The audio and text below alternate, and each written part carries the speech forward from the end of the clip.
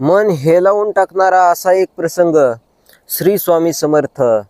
श्री स्वामी समर्थ महाराजांच्या कृपादृष्टीमुळे एका कुटुंबाचे बदललेलं जीवन आणि याच्यावरतीच आधारित हा प्रसंग आजच्या व्हिडिओमध्ये मी तुम्हाला सांगणार आहे.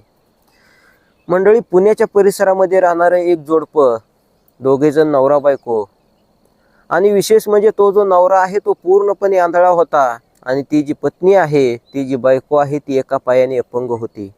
आणि पुढे मात्र मंडळी त्यांच्या जीवनामध्ये जे काही बदल घडले याच्यामध्ये मात्र श्री स्वामी समर्थ महाराजांनीच हस्तक्षेप केला असं म्हणायला हरकत नाही.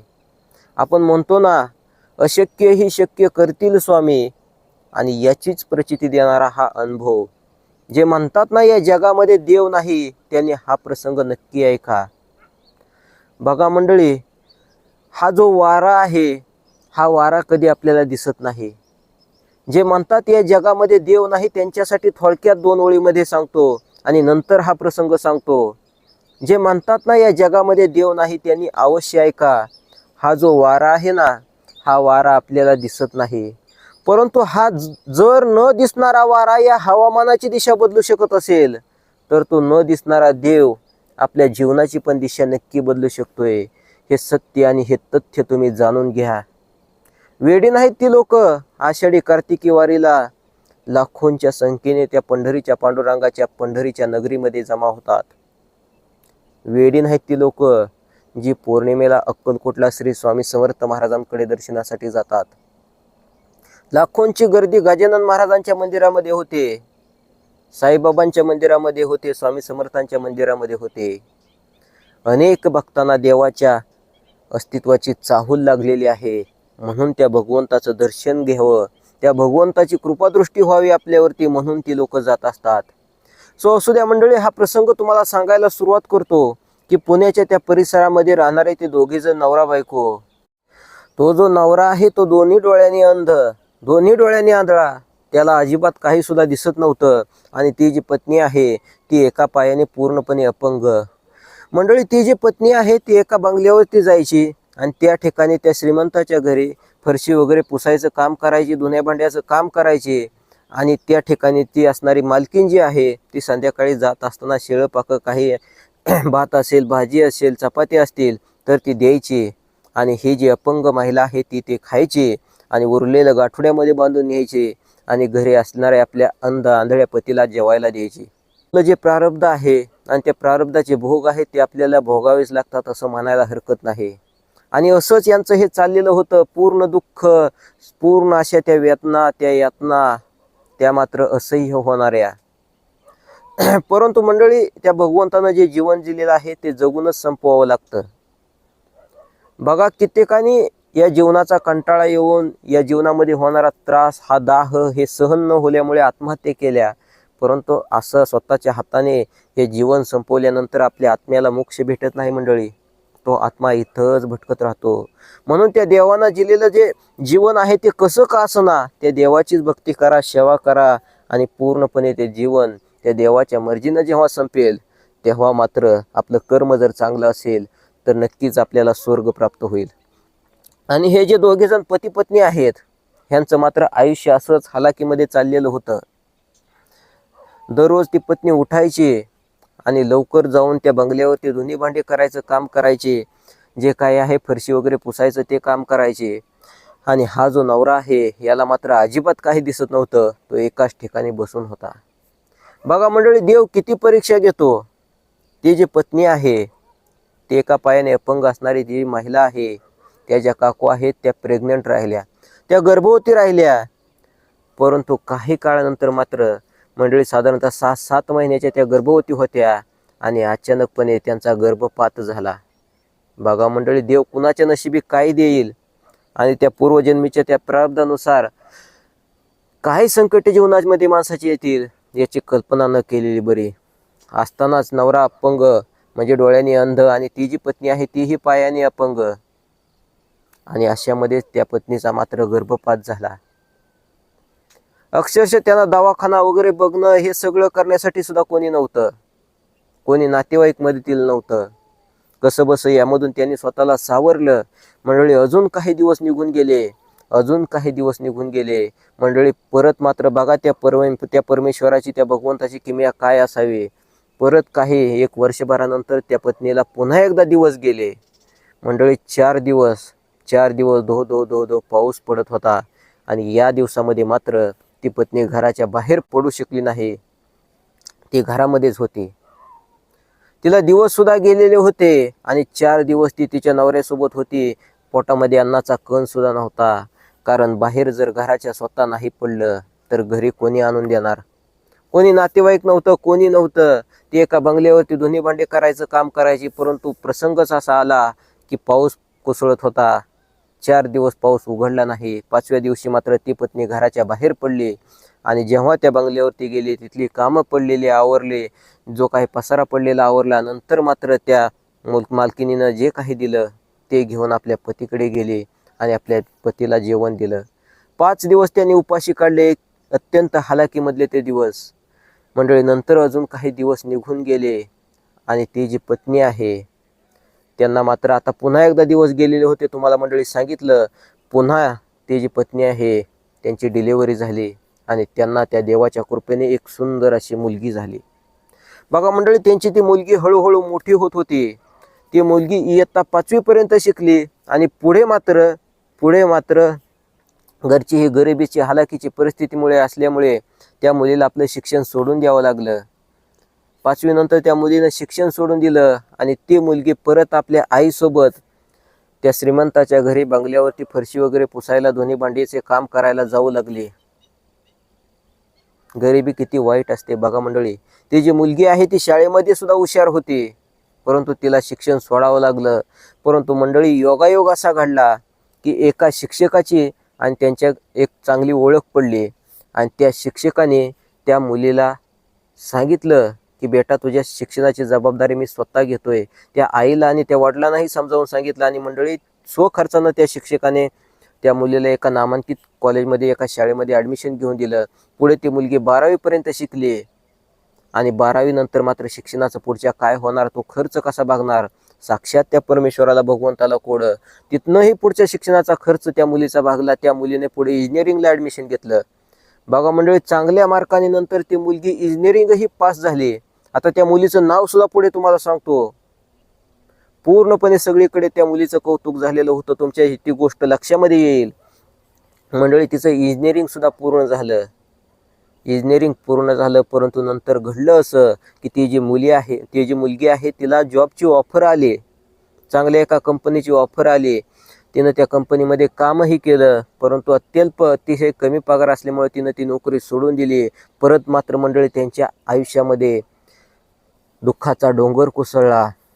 तो विषय असा घडला की ती जी मुलगी आहे, तिचे जे वडील आहेत, ते दोन्ही डोळ्यांनी अंध असणारे ते वडील मात्र अचानकपणे ह्यांना सोडून देवाघरी निघून गेले. आणि ते दुःख मात्र यांना पचवणं आता कठीण होतं. ती जी आई आहे आणि ती जी मुलगी आहे त्यांच्यावरती मात्र दुःखाचा डोंगर कोसळलेला होता आणि याच्यामधून सावरायला त्यांना बराच काळ गेला.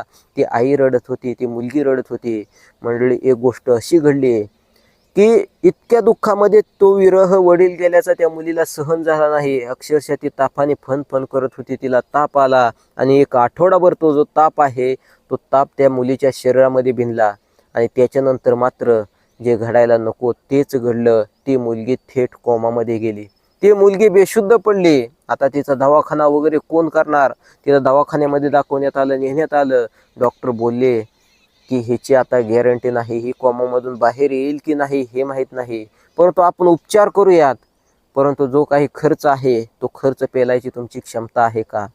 मंडळी घडलं असं की तो जो खर्च आहे तो खर्च मात्र या कुटुंबाला परवडणारा नव्हता. कारण या दोघीच मायले की दोन्ही डोळ्यांनी अंध असणारे त्यांचे तर वडील आता देवाघरी गेलेले होते. मंडळी त्या मुलीला पुढचा उपचार न करता घरी आणण्यात आलं आणि ही मात्र आई त्या मालकिनीच्या त्या ठिकाणी बंगल्यावरती जायची, त्या ठिकाणी धुणी भांडी करायची आणि परत घरी आपल्या मुलीकडे येऊन बघायची. तिच्या डोळ्यांना आस लागलेली असायची की माझी ही मुलगी आता या कोमामधून, ही शांत निश्चिंत पडलेली मुलगी कधी उठते. मंडळी दिवसामागून दिवस निघून जात होते. 1 दिवस गेला, 2 दिवस गेले, परंतु ती मात्र मुलगी ती कोमामध्ये गेलेली, ती बेशुद्ध पडलेली मुलगी मात्र शुद्धीवरती येत नव्हती. परंतु अचानकपणे बाहेर एक भिक्षुक आला. त्यानं भिक्षा मागितली. ही जी महिला आहे, ही जी अपंग महिला आहे, एका पायाने ती लंगडत लंगडत गेली आणि त्या भिक्षुकानं आत डोकावलं. बघतोय तर काय, एक मुलगी अंथरुणाशी खिळून आहे. एक तरुण मुलगी, 20, 22, 25 वर्षाची ती मुलगी अंथरुणाशी खिळून आहे. ती जी आई आहे, तिच्या डोळ्यावरती वेगळंच दुःख होतं. त्या भिक्षुकानं भिक्षा मागितली. ही जी अपंग महिला आहे, पूर्ण गरीब परिस्थिती, परंतु त्यांच्या स्वामी भक्तीमध्ये हे नव्हतं त्यांच्या स्वामी भक्तीमध्ये की एखाद्या भिक्षुकाला आपण खाली हातानं जाऊ द्यायचं. मंडळी, कमरेला, त्या अपंग महिलेच्या कमरेला 1 रुपया होता. तिनं तर रुपया त्या भिक्षुकाच्या तळ हातावरती ठेवला. आणि नंतर मात्र मंडळी, त्या भिक्षुकानं ही जी परिस्थिती आहे सगळी जाणून घेतली आणि त्यानं आपल्या झोळीमधून एक भंडाऱ्याची पुडी दिली आणि सांगितलं की त्या मुलीच्या अंगाला सर्व हा माती भंडारा लाव. मंडळी, ते जे अपंग महिला आहे तिनं ते सगळं काही केलं आणि काय आश्चर्य मंडळी, अर्ध्या तासामध्ये ती शुद्ध हरपलेली मुलगी शुद्धीवरती आली. बघा मंडळी, पुढे अजून मात्र त्यांच्या जीवनामध्ये फार मोठं स्वामींना काहीतरी द्यायचं होतं. परंतु श्री स्वामी समर्थ महाराजांनी त्यांच्यावरती ही कृपा का केली? त्यांनी नेमकी कोणती स्वामी समर्थ महाराजांची भक्ती केली, सेवा केली? तर मंडळी, तुम्हाला सांगतो, याच्या अगोदरचा असा एक प्रसंग आहे की याच्यापूर्वी ती जी महिला आहे नियमित त्या बंगल्यावरती धुणी भांडी करण्यासाठी जायची. परंतु त्या बंगल्यावरती शेजारीन जी एक होती, ती जी एक शेजारची महिला होती, श्रीमंत महिला, काहीतरी रेडिओ सारखं एक साधन तिच्याकडे होतं आणि त्याच्यावरती ती मंत्र लावून बसायची. सकाळी उन्हाला बसायची आणि शांत डोळे मिटून ऐकायची. मनामध्ये काहीतरी नामस्मरण पुटपुटायचे आणि त्या रेडिओ सारख्या त्या साधनावरती मंत्र लावायचे. ते मंत्र होते श्री स्वामी समर्थ महाराजांचे. भिवू नकोस, मी तुझ्या पाठीशी आहे, असे ते मंत्र, किंवा मग श्री स्वामी समर्थ असे ते मंत्र त्या रेडिओ सारख्या त्या साधनावरती लावायचे आणि स्वतःही पुटपुटायचे. मंडळी, ही जी ते अपंग महिला आहे त्या ठिकाणी कामाला जायची. हिनं त्या एके दिवशी विचारलं की कोण आहेत श्री स्वामी समर्थ काय? तर स्वामी समर्थ महाराजांच्या कृपेचे काही प्रसंग त्या श्रीमंत महिलेने अपंग महिलेला सांगितले. आणि आता मात्र या महिलेकडे काही पैसे नव्हते. कमरेला एक पिशवी होती, त्याच्यामधून तिने 10 रुपये काढले आणि त्या महिलेला सांगितले की मालकीनबाई, या स्वामी समर्थ महाराजांचा काही फोटो किंवा प्रतिमा असेल तर आणून द्या. तुम्ही अक्कलकोटला जाताना तर ती प्रतिमा परत येताना तिथून एखादी प्रतिमा, एखादा फोटो घेऊन माझ्यासाठी या. परंतु ती जी मालकीनबाई आहे तीही चांगली होती. तिने ते पैसे 1 रुपयाही घेतला नाही आणि स्वतः आणून एक फोटो श्री स्वामी समर्थ महाराजांचा त्या अपंग महिलेला दिला. आणि नंतर मात्र ती स्वामी सेवेमध्ये ती महिला उतरली. दररोज त्या स्वामी समर्थ महाराजांच्या फोटोला अगरबत्ती लावायची आणि नामस्मरण करत असायचे. बघा मंडळी, परंतु ती जी महिला आहे तिला सुद्धा वाटत होतं की श्री स्वामी समर्थ महाराजांची मी एवढी सेवा केली तरी एवढं दुःख, एवढी संकट माझ्या जीवनामध्येच का? कारण बघा मंडळी, तिच्या त्या अंध पतीचं आता निधन झालेलं होतं आणि मुलगी जी आहे ती मुलगी सुद्धा बेशुद्ध पडलेली होती. अनेक दिवस ती तापाने फणफणल्यामुळे तिच्या शरीरामध्ये ताप भिनलेला होता आणि हे सगळं काही घडलेलं होतं. तरीही ती श्री स्वामी समर्थ महाराजांची सेवा करीतच होती. आणि एक साक्षात्कार असा घडला की भिक्षुकाच्या रूपाने एक कोणीतरी माणूस आला आणि त्यानं भंडाऱ्याची ती पुढे दिली आणि त्या मुलीच्या शरीराला लावली. नंतर मात्र मंडळी ती मुलगी शुद्धीवरती आली आणि वडील गेल्याच्या दुःखामधून काही काळानंतर ती मुलगी सावरली. शेवटी हे जीवन आहे, सुख दुःख घडत असतं, याच्यामध्ये जास्त काही नाही. परंतु पुढे जे मात्र काय घडलं मंडळी, ते ऐकून मात्र तुमच्या अंगावरती शहारे आल्याशिवाय राहणार नाहीत. कारण ही कुठली दंतकथा किंवा ऐकीव स्टोरी नाही, एकदम सत्य आणि खरी स्टोरी आहे की ती जी मुलगी आहे ती त्या दुःखामधून सावरली. मंडळी, पुढे काही ठिकाणी कंपन्यांमधून वगैरे जॉबच्या ऑफर येतच होत्या. कारण महाराष्ट्रामध्ये पूर्णपणे अगदी चांगल्या मार्काने ती मुलगी पास झालेली होती इंजिनिअरिंगला आणि सगळीकडे तिचं कौतुकही झालेलं होतं. परंतु तिने नोकरी काही काळ केली नाही. तर तिने श्री स्वामी समर्थ महाराजांचा 50,000 वेळा एका वहीवरती जप लिहून काढला. श्री स्वामी समर्थ, श्री स्वामी समर्थ, श्री स्वामी समर्थ असा स्वामी नामाचा जप तिने लिहिला. आणि तिची जी अपंग आई आहे ती मात्र नेहमीच प्रमाणे तिचं ठरलेलंच होतं, ती एका बंगल्यावरती जायची, कामधंदा करायची आणि परत घरी यायची. पुढे मात्र घडलं असं की ती जी मुलगी आहे, मानसी नावाची मुलगी मंडळी, त्या मुलीचं नाव मानसी आहे आणि त्या मुलीला अतिशय चांगल्या आणि एका नामांकित परदेशी कंपनीकडून जॉबची ऑफर आली.